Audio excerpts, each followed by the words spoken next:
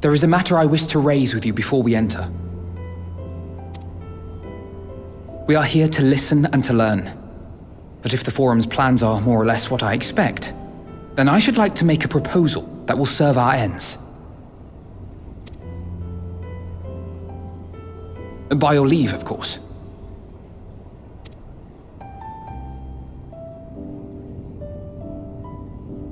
I don't see why not.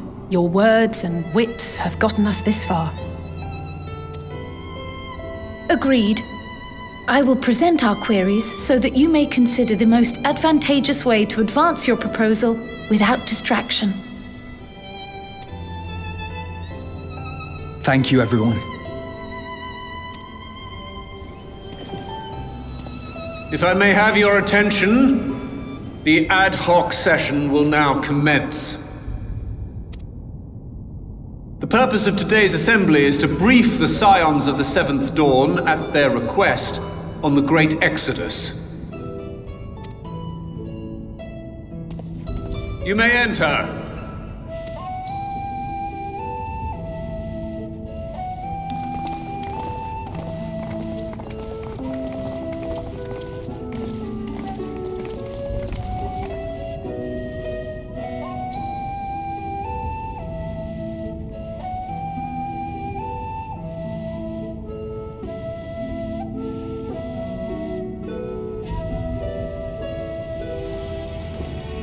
On behalf of the Forum, I commend your heroic actions on the Magna Glacies. We shall not soon forget your service to us and the people of Radzat Han. The Satrap, whom we have informed of the refugees' new arrangements, sings your praises as well. As an expression of our gratitude, we will endeavor to answer your questions as fully and openly as we are able. Then let us begin. First, it is the Forum's objective to ferry the life and knowledge of this star to the moon. Am I correct? You are. It is for this purpose that Sharlayan has labored these many long years. We have collected biological samples and scientific records from across the star. When the time comes, they will be moved from their places in Labyrinthos and Numenon and conveyed to safety. Once that critical task has been accomplished, we will begin transporting the Sharlayan citizenry, which has been categorized into groups. The earliest arrivals are to ensure hospitable environs for those who come after. Following our people, we will send those of other nations in turn, beginning with our allies. Radzat Han was foremost among these, but since the final days have already come to Thavnair, we saw fit to include the refugees with earlier groupings. An ambitious plan. You have accounted for the safety of all nations and tribes, then? As many as we can. And how, pray tell, do you decide who to leave behind? To journey beyond the sky is an unprecedented and immeasurably difficult endeavor. Introducing sources of inevitable conflict would condemn all to certain death.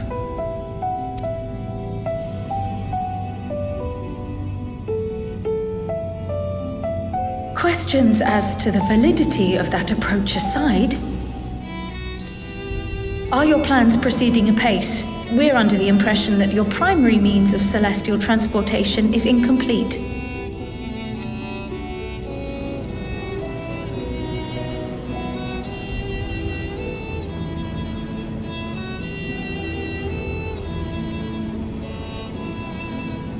If only in that it does not meet our optimal parameters, that is correct. This arc, as some have taken to calling it, is fully operational and could be launched even today. However, the final days have progressed more quickly than we anticipated. At present, the ship is incapable of attaining speeds sufficient to meet our evacuation targets. Should we put the vessel into service, as it is now, we will be unable to travel to the moon and back quickly enough to complete the necessary number of trips. Precious lives and knowledge will be lost. Seven hells. Is there anything to be done? The ether burner, the primary means of propulsion once the craft is in the space between stars, is undergoing testing to determine whether it can be made more efficient. Though cargo is being loaded for the initial phase of the Exodus, we are prepared to continue our experimentation up to the day before launch, should it prove necessary.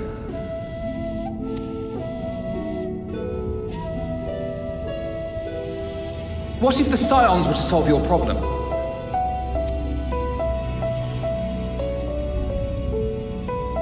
We shall help devise a means to improve the ether burner's efficiency, on 2 conditions. If we succeed, you must allow us to meet with Hydaelyn.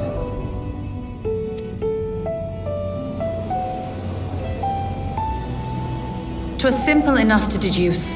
You have a Concord, and so you would never have abandoned the anti-tower had you no other means of communication. One far more convenient, I suspect.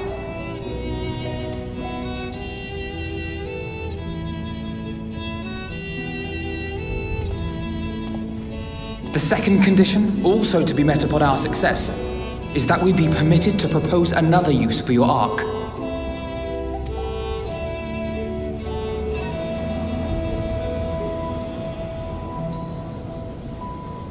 We would be at liberty to refuse this proposal.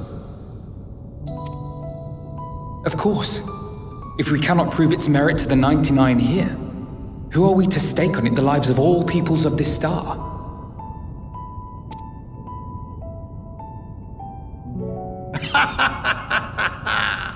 Delightful as always, Master Alfino.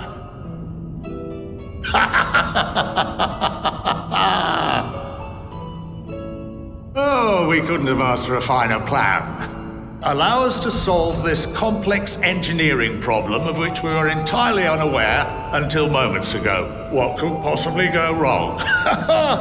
The satire writes itself.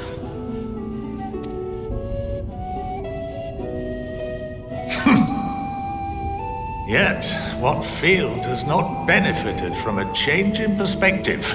When we are at wit's end, what we need is not the same dry theories recited ad nauseam, but fresh inspiration.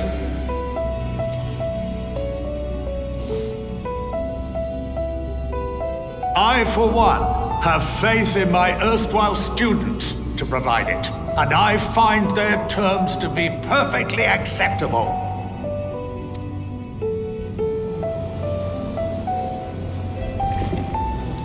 Order! Order! We have no time to waste on debate. I call a vote. All in favor of agreeing to the Scion's terms?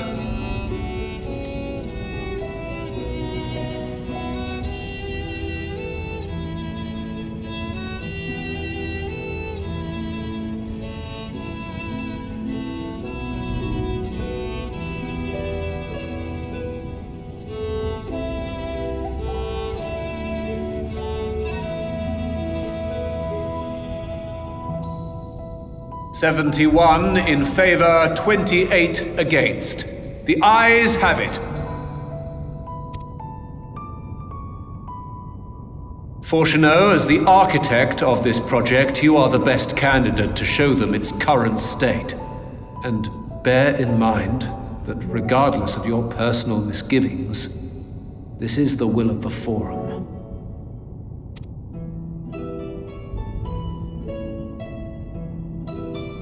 Very well.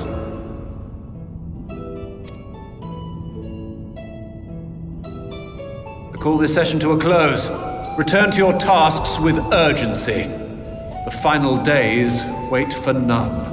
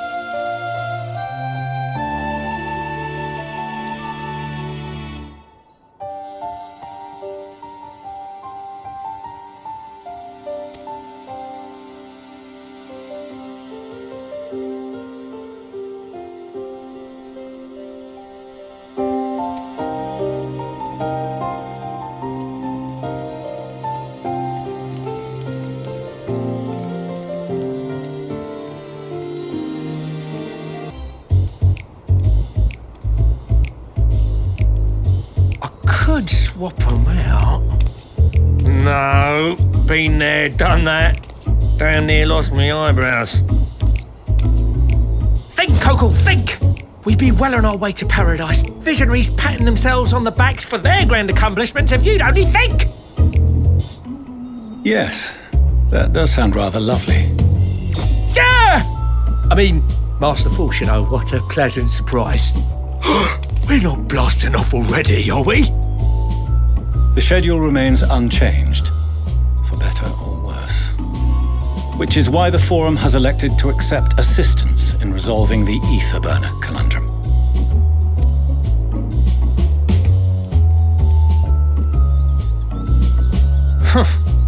Not seen you lot down here before. There are Archons among their number, but engineering is not their expertise. Nevertheless, the Forum concedes the slim possibility that they may have insights to offer. If not, you are at liberty to return them to the surface, by whatever means you see fit. I assure you that won't be necessary. Now, about your troubles with the ether burner. Aye, I'll walk you through it. Suppose I could do with a change of pace. As the name ought to tell you, the ether burner burns ether, ambient or otherwise, and transforms it into motive force. Think of it like a giant bomb that never stops exploding. Even out in that black void where the ether's right sparse, it's strong enough to move our arc. And it probably won't kill you like an actual bomb.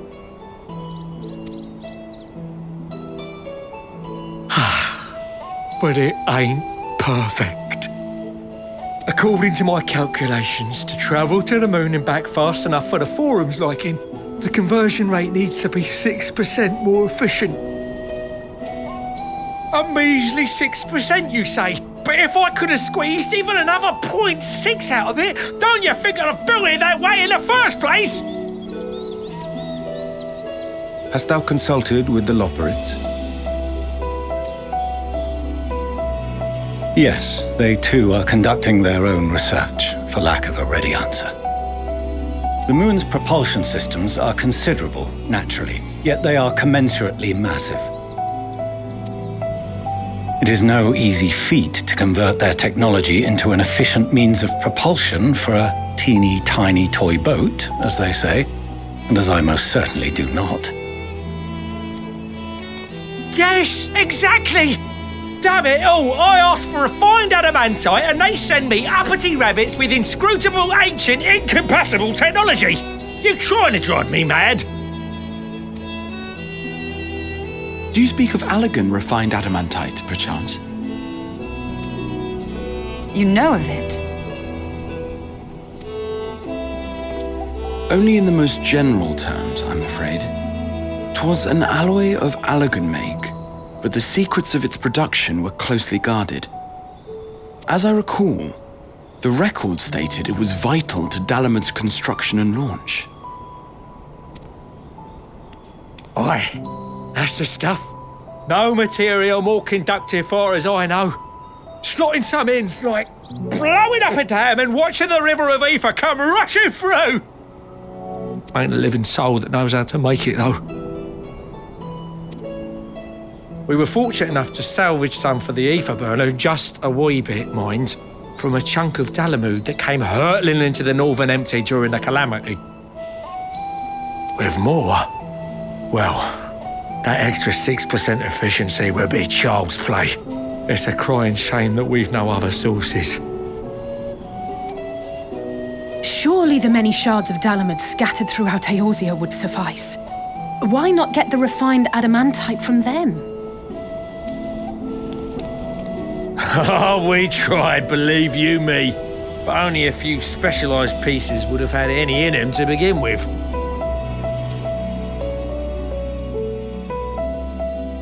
Drive calls from Ragnarok-class internment hulks. Those are the prize bits we really need. But according to the Gleaners, getting to them means delving deep into the shards. And the defences are still very operational and very eager to blow them up.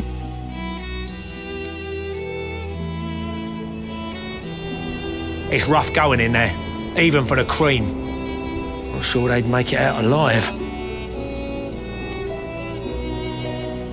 Weren't we near that part of the Ragnarok when we went to destroy Bahamut?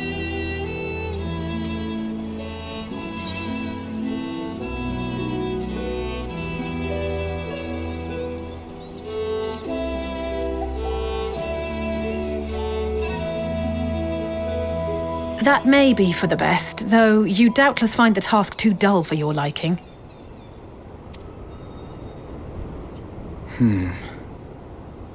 There are multiple internment hulks in Eorzea alone, so handling this ourselves may not be the most efficient option. Rather, if we could salvage adamantite from the shards simultaneously... Thancred, is the link shell we established before you went to Garlemald still active? Of course. The floor is yours.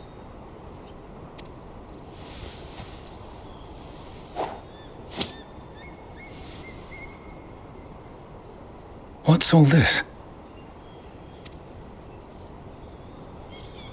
Gathering firewood, so to speak. We alone can accomplish little, but joined by others, we may yet build a bonfire to carry us heavensward.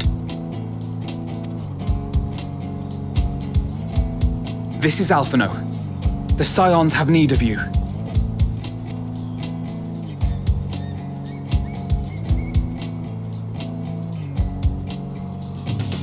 Understood. I will contact the Lord Commander and dispatch our finest at once. My sisters are somewhat preoccupied with the final days, so I will lead the 12-Sword expedition myself. Are you aware of any other sources of refined adamantite?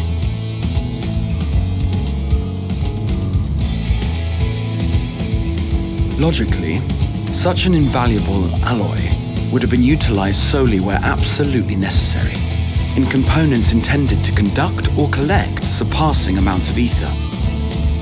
Any extant instrumentation or devices would have likely found their way into the hands of etherologists or enthusiasts.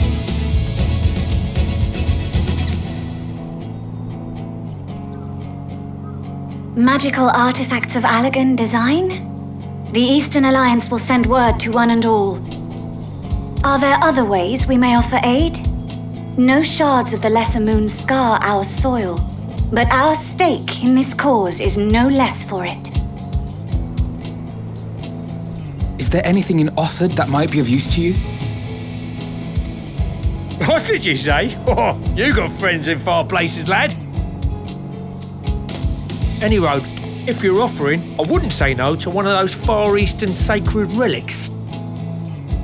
Some of them can hold enough ether to summon a whole damn primal. Combine a source like that with the ether burner, and 3, 2, 1, kaboom! I gather you heard his explosive enthusiasm. Might you secure us a suitable relic?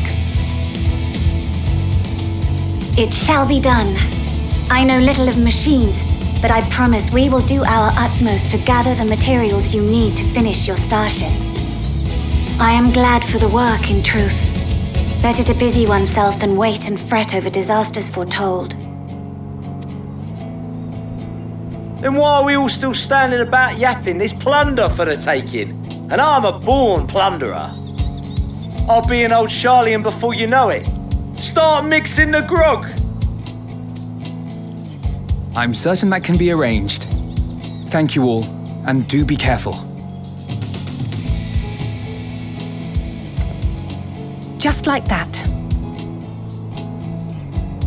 Aye, just like that. Our refined adamantite is on its way. Now let us consider our next steps, shall we? There's yet much to be done.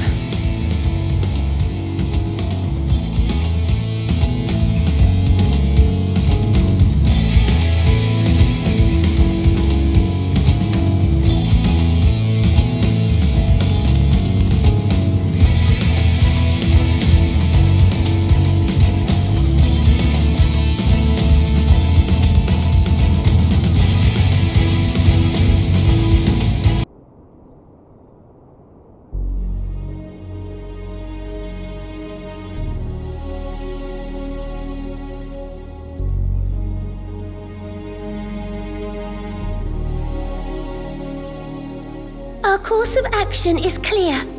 We must harvest refined adamantite from the shards of Dalamud and procure arcane relics of Allagan make. Summon the best and brightest of our immortal flames and form an expeditionary party at once. Call upon the Sultan Sworn and Brass Blades for support as you must. Papashan, send word to the guilds. We will require the expertise of master artisans if we are to have any hope of identifying and recovering these elusive materials. Viergeist, we have need of your stone torches. They are to assist the immortal flames in scouring the ruins and to help secure the surrounding areas. I trust I can count on your support. As commander of the Stone Torches, my son Zimberk will personally see it done.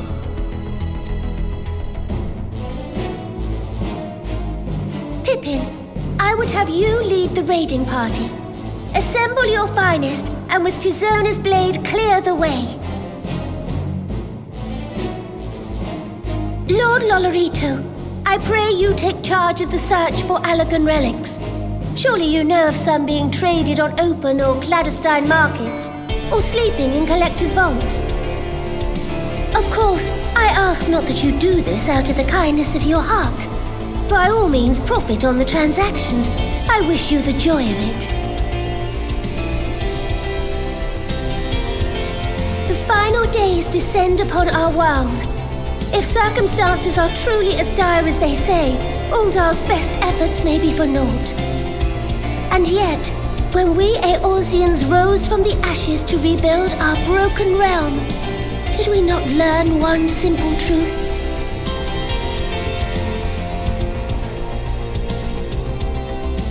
That which seems all but impossible to overcome alone may yet be possible if we stand together.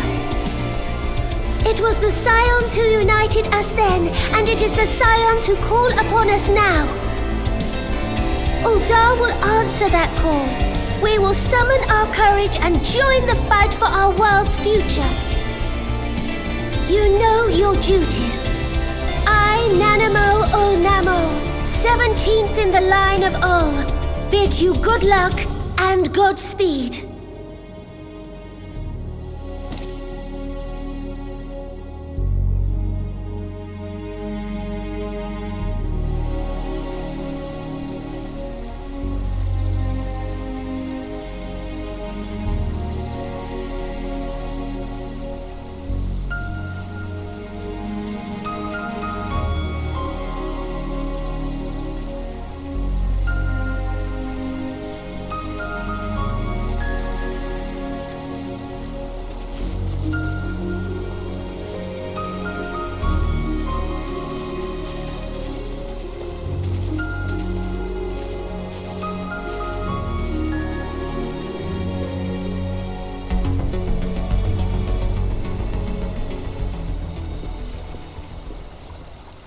We fielded a goodly number, but our ranks are heavy with healers, and an abundance of restorative magics will be of little help in destroying Dalamud's defenses. Still, it has ever been thus with Gridania. We must steel ourselves for a protracted engagement.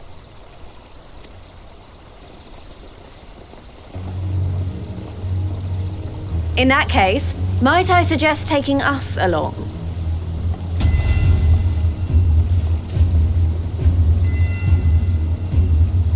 Commander Hext, what are you doing here? None of the shards in Girabania are big enough to hold an internment hulk. So we said to ourselves, why not lend our neighbors a hand? We thought you might be short on people with a talent for breaking things. While it pains me to admit it, you are right. Our deficiency so plain to see.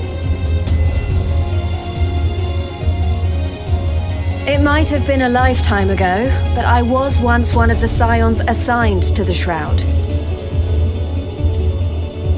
I know this forest well. I know your people. And I know we will be stronger if we fight this fight together.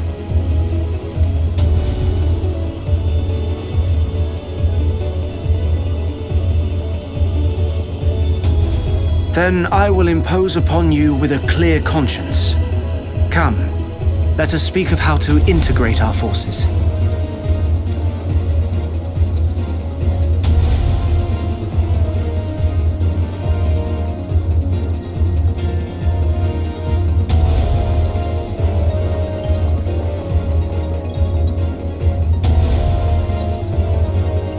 I won't let it all be for nothing. I promise you, Papalimo.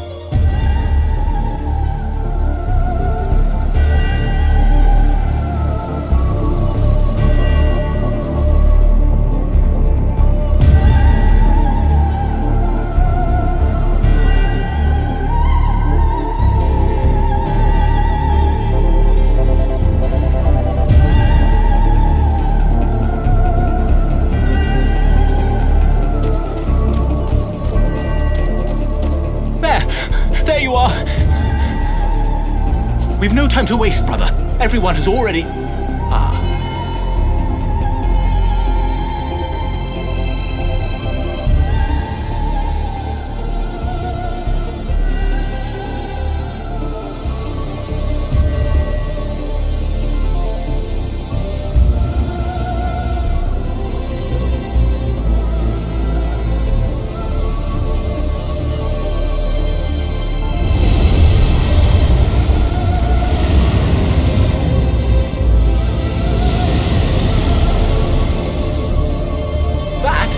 That was a roar! A dragon's roar!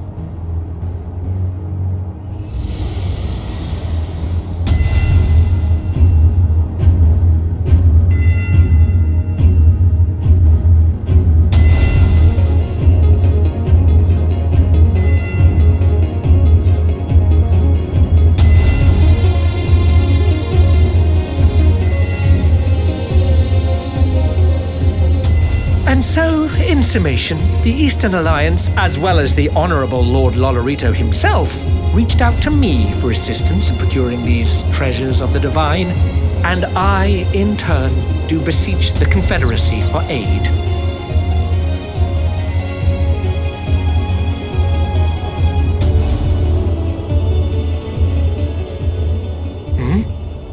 Is that... Hancock? What a surprise this is. And a fortuitous one at that. I have a favor to ask, you see.